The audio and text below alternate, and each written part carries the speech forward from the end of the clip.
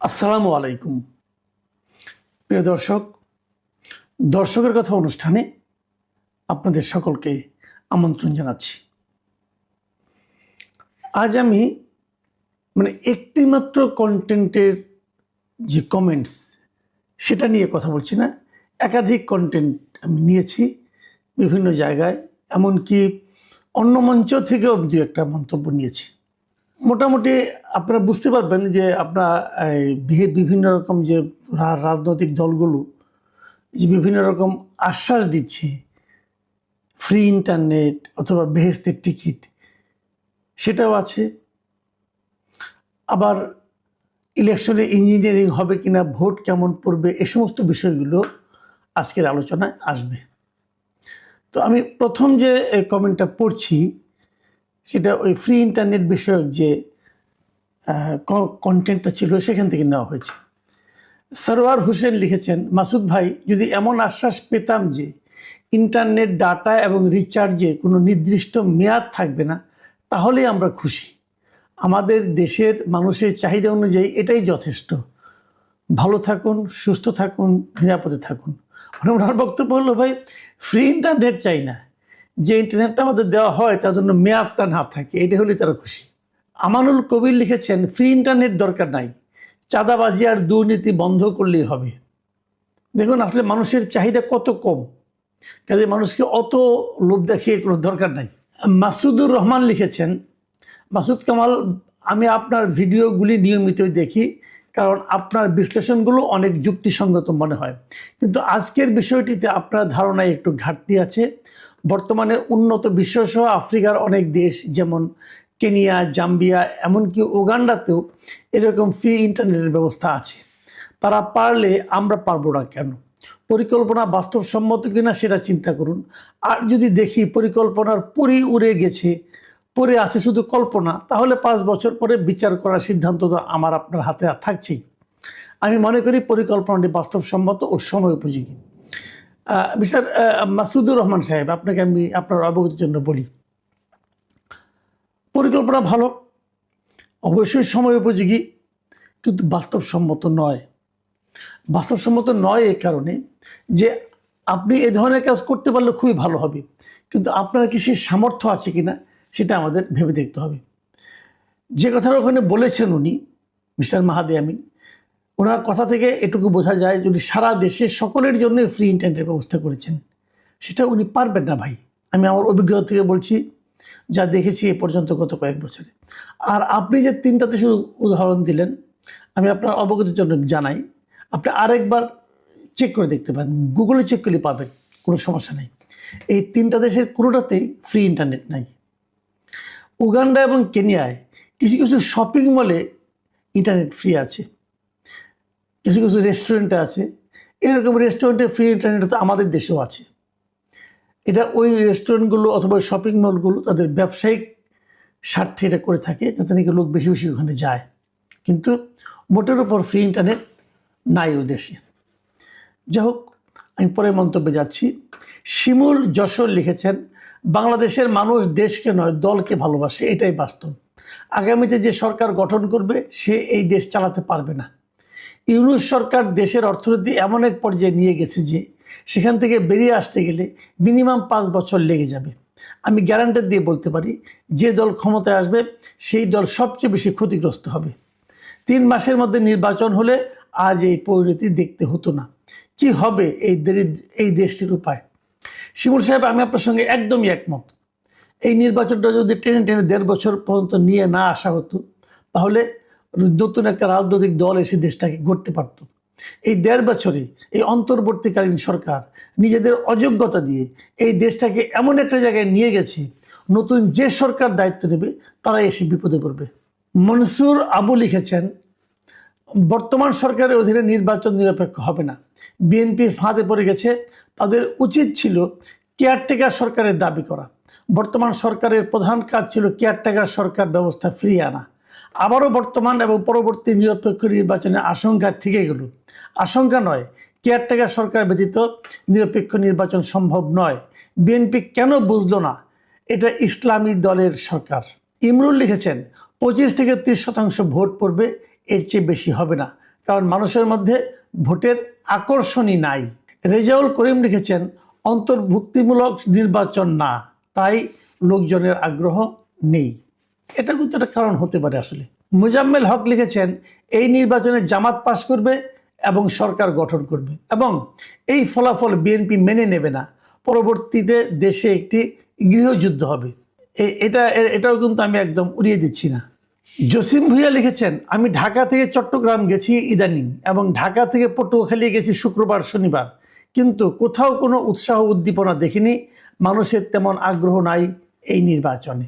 মিল্লা আব্দুল খাউম লিখেছেন মানুষ ভোট দিতে আসতে চায় না, কারণ ভোট দিয়ে সাধারণ মানুষের কোনো উপকার হয় না, যে ক্ষমতায় আসে সেই লুটপাট করে খায়। রিয়াদ লিখেছেন জনাব আসসালামু আলাইকুম, নির্বাচন যত ঘনিয়ে আসছে ততই আওয়ামী লীগের সাধারণ সমর্থক থেকে শুরু করে সবাইকে ভোট কেন্দ্রে যেতে হুমকি ধামকি দেওয়া হচ্ছে। যদি কেউ ভোট কেন্দ্রে না যায় সে আওয়ামী লীগের দোসর এবং তাকে বিভিন্ন মামলায় ফাঁসিয়ে দেওয়ার হুমকি দেওয়া হচ্ছে। এরকম কথা আমিও শুনেছি এবং যদি এটা সত্য হয়ে থাকে আমি মনে করি এটা খুবই একটা খারাপ কাজ হচ্ছে।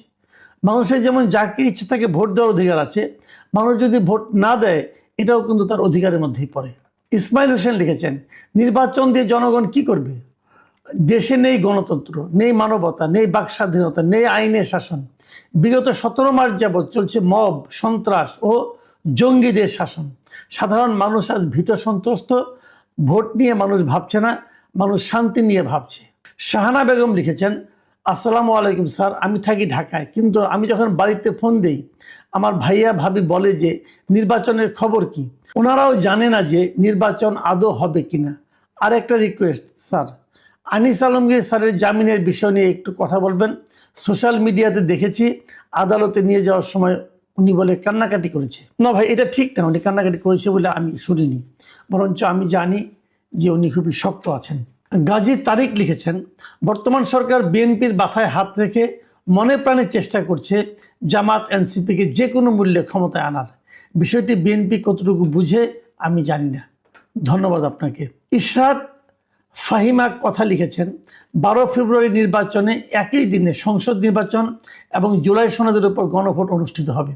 তখন কোটি কোটি মানুষ স্বতঃস্ফূর্তভাবে গণভোটে অংশ নিতে আসবে। তখন গোপনে ইঞ্জিনিয়ারিং করা অসম্ভব হয়ে পড়ে।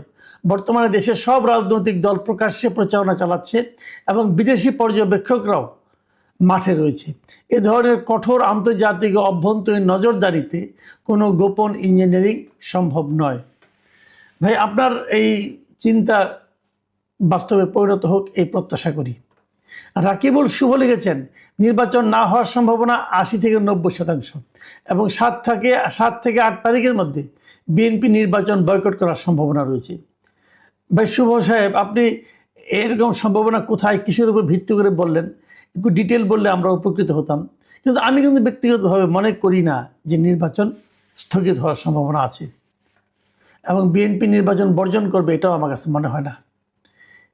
এডি রাজ্জাক লিখেছেন নির্বাচন নয়, ইউনূস ডাক্তারের আগ্রহ গণভোট, অথচ এই গণভোট শব্দটি সংবিধানেই নেই।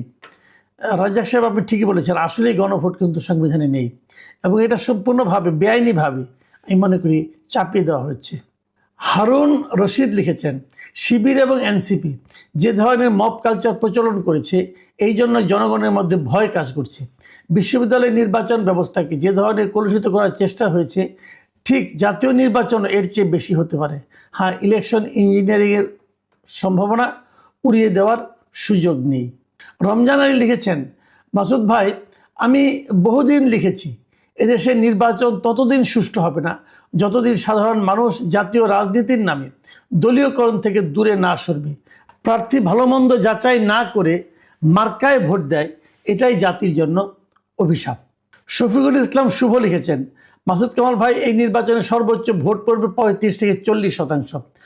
আমি এই জন্যই বলছি আমাদের কোম্পানিতে প্রায় 10,000 লোক আছে, তাদের সাথে আমি কথা বলেছি, মনে হয় 1,000 লোকও যাবে না ভোট দিতে। এতে একটা মোটামুটি জরিপ হয়ে যায় বলে আমি মনে করি। মোহাম্মদ জয়নাল লিখেছেন শেখ হাসিনার আমলে ডামি নির্বাচন বা কারচুপি নির্বাচন হলেও নির্বাচনের একটা আমেজ থাকতো, কিন্তু এবারে নির্বাচনের কোনো আমেজ নেই। আমার মনে হয় এই নির্বাচন ম্যাটিকুলার ডিজাইনের নির্বাচন। মোহাম্মদ নীল চৌধুরী লিখেছেন আমাদের এলাকায় ময়মনসিংহ অঞ্চলে নির্বাচনের কোনো আমেজ নেই। নির্বাচন হচ্ছে, যদি অনলাইনে না থাকতাম তাহলে বুঝতেই পারতাম না নির্বাচন শুধু অনলাইনেই। দেখুন, এগুলি কিন্তু আসলে নির্বাচন নিয়ে মানুষের সার্বিকভাবে মতামত, এবং এই মতামতগুলিকে আপনি কিন্তু উড়িয়ে দিতে পারবেন না। আসলে নির্বাচন কতটুকু মানুষের মধ্যে দাগ ফেলতে পেরেছে, মানুষের মধ্যে কতটুকু উৎসাহ জন্ম দিতে পেরেছে, এটা নিয়ে কিন্তু আমি আমার বিভিন্ন কন্টেন্টে এরই মধ্যে বহুবার সন্দেহ প্রকাশ করেছি। ইয়াসিন লিখেছেন, একটা ভোট দিব, একজন সংসদে যাবে, যারা সংসদে যায় তারা কি আর ভালো মানুষ? তাই আমি ভোট কেন্দ্রেই যাব না। মানে ইয়াসিন সাহেবের আসলে নির্বাচন নিয়েই এক ধরনের বীতশ্রদ্ধ মনোভাব তার মধ্যে কাজ করছে। বখতিয়ার আহমেদ রানা লিখেছেন, এই নির্বাচন হলেও পাতানো নির্বাচন হবে, পার্লামেন্ট হবে ঝুলন্ত, যা আমাদের দেশের জন্য হবে বিপজ্জনক। 2.5 বছরের মধ্যে আবার নির্বাচন হবে। এটাও কিন্তু একটা ভয়ঙ্কর কথা। যদি 2.5 বছরের মধ্যে আবার নির্বাচন হয়, একটা নির্বাচন হতে প্রায় 1.5-2 হাজার কোটি টাকা খরচ হয়। তো এত খরচ কি আমাদের মতো দেশের জন্য করা কতটুকু আপনার সুবিধাজনক হবে, আরামদায়ক হবে, এটাও কিন্তু একটা চিন্তার বিষয় আছে। মোহাম্মদ জুলহাস লিখেছেন, আসলে এটাই শেষ মন্তব্য।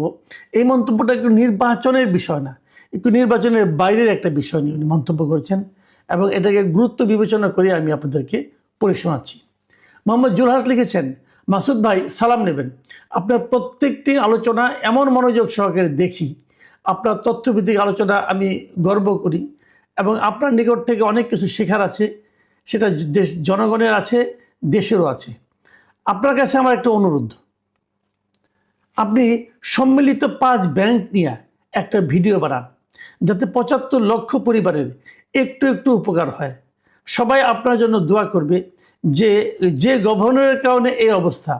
তাই আপনার কাছে আমার বিনীত অনুরোধ, একটি ভিডিও বানান, আপনি সকলের দোয়া পাবেন। ভাই জুলহাস সাহেব, এটা নিয়ে অবশ্যই একটা ভিডিও করা উচিত আমি মনে করি, কিন্তু এটা তো নির্বাচনের সময়, যে কারণে আমি করতে চেয়েও করিনি। কিন্তু আপনি যখন এই কথাটা বললেন, তখন আমি এটা নিয়ে একটু কথা এখানে বলতে চাই। এটা আসলেই খুবই একটা ভয়ঙ্কর একটা ব্যাপার, যে 5টা ব্যাংকে একত্র করা হয়ে সেখানে সম্মিলিত ইসলামী ব্যাংক করা তো হয়েছে, কিন্তু যারা এখানে আমানত রেখেছিলেন, টাকা রেখেছিলেন, বিভিন্ন মেয়াদে সঞ্চয় করেছিলেন, তাদের সঞ্চয়ের কিন্তু ভয়ঙ্কর অবস্থা। বলা হচ্ছে দেওয়া হবে, কিন্তু দেওয়া কি হচ্ছে না। আপনারা খবর নিয়ে দেখেন, হচ্ছে না। এমনকি তাদেরকে যে মুনাফা দেওয়া হয়েছে 2024 এবং 25 সালে, সেই মুনাফাও নাকি ফেরত নেওয়া হবে। আমি একটা বিষয় কিছুতেই বুঝি না, ব্যাংকিং সিস্টেমে মানুষ যখন কোনো ব্যাংকের টাকা রাখে, তখন কিন্তু ওই ব্যাংকের কে মালিক তাকে দেখে রাখে না।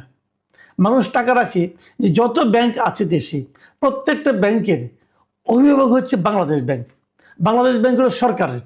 তার মানে সরকারই একটা গ্যারান্টি দেয় যে এই ব্যাংকে, আমার দেশে যে সমস্ত ব্যাংকের আমরা অনুমোদন দিয়েছি, সেই ব্যাংকগুলোতে টাকা রাখলে আপনার টাকা মার যাবে না। এটা কিন্তু সরকার গ্যারান্টি দিচ্ছে। তো সরকার পরিবর্তন হয়ে গেছে, তাতে কি আছে? আপনার আগের সরকারের, নতুন যে সরকার আসছে, তাকে তো আগের সরকারের সমস্ত দায় দেনা, সুবিধা অসুবিধার দায়িত্ব নিতে হবে। মানুষ কেন ভোগান্তির শিকার হবে? একজন মানুষ তার জীবনের হয়তো পেনশন পাওয়ার পর তার জীবনের সর্বস্ব জমা রেখেছে, ওই টাকা থেকে যে ইন্টারেস্ট যে পায়, যে মুনাফা পায়, হয়তো সেটা দিয়ে তার সংসার চলে। কিন্তু 2024 এবং 25 সালে যে মুনাফা তারা পেয়েছে, এখন সেই মুনাফা যদি তাদের ফেরত দিতে হয়, তাহলে তাদের অপরাধটা কি? তারা যখন ব্যাংকের টাকা রাখে, তখন কি ধরনের কোনো শর্ত তাদেরকে জানানো হয়েছিল? হয়নি। বাংলাদেশ ব্যাংকের ম্যানেজারের ইচ্ছা হলো, উনি এসে বললেন এই ব্যাংকগুলি রুগ্ন বলার সঙ্গে সঙ্গে তো ব্যাংকগুলি মরে গেল। যে ব্যাংক বাংলাদেশ ব্যাংকের গভর্নর বলে রুগ্ন, সেই ব্যাংকে কেউ টাকা রাখবে? যদি কেউ টাকা না রাখে, তাহলে সেই ব্যাংক মুনাফা কিভাবে করবে? সেই ব্যাংক কীভাবে মানুষকে টাকা দেবে? তো এই যে বিষয়গুলো, আমি মনে করি এটা সরকার সাধারণ মানুষের সঙ্গে, 75 লক্ষ পরিবারের সঙ্গে তারা একটা বিশাল অন্যায় করেছে।